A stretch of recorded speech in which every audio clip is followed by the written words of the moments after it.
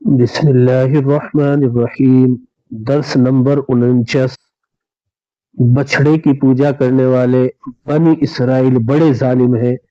اعوذ باللہ من الشیطان الرجیم، بسم اللہ الرحمن الرحیم۔ وَإِذْ وَعَدْنَا مُوسَىٰ 40 لَيْلَةً ثُمَّ اتَّخَذْتُمُ الْعِجْلَ مِن بَعْدِهِ وَأَنْتُمْ ظَالِمُونَ ثُمَّ عَفَوْنَا عَنْكُم مِّن بَعْدِ ذَلِكَ لَعَلَّكُمْ تَشْكُرُونَ۔ اس آیت کا لفظ بلفظ ترجمہ یہ ہے، وَإِذْ اور جب، وَعَدْنَا وعدہ کیا ہم نے، موسیٰ سے، 40 لیلۃً 40 رات کا، ثم اتخذتم پھر تم نے بنا لیا، العجل بچڑا، من بعدہ موسیٰ کے بعد، وانتم اور تم، ظالمون حد سے گزر جانے والے ہو، ثم پھر عفونا درگزر کیا ہم نے، عنکم تم سے، من بعد ذالک اس کے بعد، لعلکم شاید کہ تم، تشکرون شکر ادا کرو۔ اس آیت کا ترجمہ یہ ہے، اور جب وعدہ کیا تھا ہم نے موسیٰ سے 40 رات کا، پھر تم لوگوں نے موسیٰ کی عدم موجودگی میں گائے کے بچڑے کو خدا بنا لیا، اور تم نے کتنی ناانصافی کی تھی، ہم نے درگزر کیا تم سے اتنی بڑی بات ہونے کے باوجود اس توقع پر کہ تم احسان مانو گے۔ تشریح، ان دو آیتوں میں 4 باتیں بتلائی گئی ہیں۔ نمبر 1، جب ہم نے موسیٰ سے 40 راتوں کا وعدہ ٹھہرایا تھا۔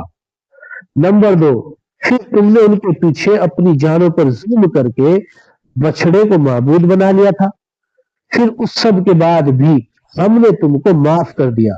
اور نمبر 4، تاکہ تم شکر ادا کرو۔ جب حضرت موسیٰ علیہ السلام بنی اسرائیل کو ظالم بادشاہ فرعون کے شکنجے سے آزاد کر کے باہر لے آئے، تو اللہ تعالیٰ کا یہ ارادہ ہوا کہ اس قوم کی حیات کے لیے انہیں دستور حیات دینا چاہیے، ان کو شریعت کا ایک نظام دینا چاہیے۔ اور ادھر بنی اسرائیل نے بھی حضرت موسیٰ علیہ السلام سے درخواست کی کہ ہمارے لیے کوئی شریعت ہوتی تو بہت اچھا ہوتا تاکہ ہم اس پر عمل کرتے۔ چنانچہ حضرت موسیٰ علیہ السلام اللہ تعالیٰ کے حکم سے جزیرہ نمائے سینا کے ایک پہاڑ کی چوٹی جس کو کوہ طور کہا جاتا ہے، اس پہاڑ پر تشریف لائے۔ یہاں 1 مہینے تک اللہ کی عبادت میں مشغول رہے، پھر اس میں مزید 10 دن کا اضافہ کیا گیا، پھر 40 دن کے بعد آسمانی کتاب تورات حضرت موسیٰ علیہ السلام کو دی گئی۔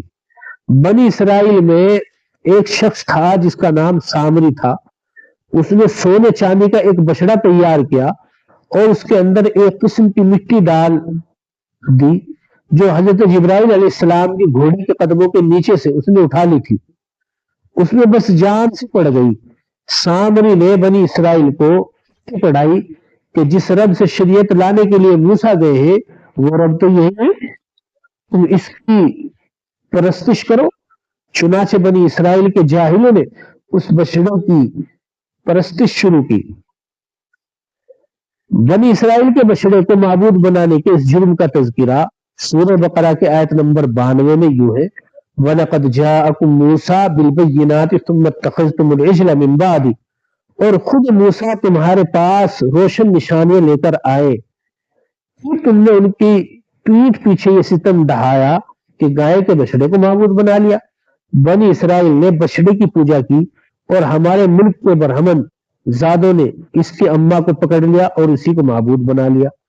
اس بچڑے کی پوجا کے اثرات شاید ہمارے ہندوستان پر بھی پڑے ہیں کہ گائے کی پوجا یہاں بھی ہوتی ہے۔ ہائے افسوس، گائے کی محبت میں گائے کے رب کو بھول گئے۔ قرآن مجید اس کو شرک قرار دیتا ہے اور ظلم عظیم بھی۔ اس لیے اللہ تعالیٰ نے اس آیت میں ان کی اس 2 سالہ پرستی کا تذکرہ کرتے ہوئے فرمایا کہ وَأَنْتُمْ ظَالِمُونَ، تم بڑے ظالم ہو۔ شرک کو قرآن مجید نے ظلم عظیم یعنی بھاری ظلم قرار دیا ہے۔ ان الشرک لظلم عظیم، یہ اللہ تعالیٰ کا بنی اسرائیل پر بڑا احسان ہوا کہ بنی اسرائیل میں سے جنہوں نے اللہ تعالیٰ سے سچی توبہ کی، اللہ تعالیٰ نے انہیں معاف کر دیا۔ تاکہ وہ شکر گزار بن جائیں۔ اللہ تعالیٰ ہم سب کی شرک و کفر سے حفاظت فرمائے، آمین ثم آمین۔